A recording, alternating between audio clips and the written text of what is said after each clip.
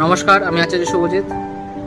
আগামী 22শে জুন থেকে হচ্ছে অমাবাসী প্রবৃত্তি এবং 25শে জুন ঠিক রাত 3টের সময় পর্যন্ত 3:51 পর্যন্ত রয়েছে অম্বুবাচী রয়েছে।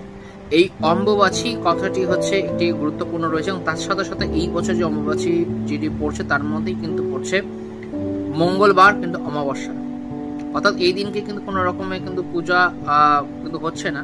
অমাবাসীর মধ্যে অমাবস্যাটা থাকছে, মঙ্গলবার দিন থাকছে।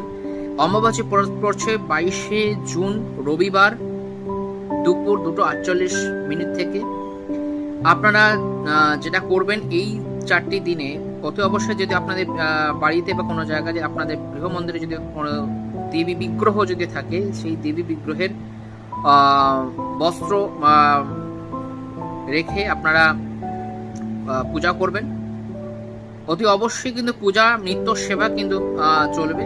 কোন রকমের যে পূজাগুলো থাকে, যে তাদের বাড়িতে ধরুন প্রত্যেক দিনের যেগুলো রয়েছে মুখ হয়তো ঢাকা থাকবে, কিন্তু তাদের নিত্য সেবা কিন্তু চলবে। অমাবস্যার পদ্ধতি কিন্তু নিত্য সেবা কিন্তু চলবে।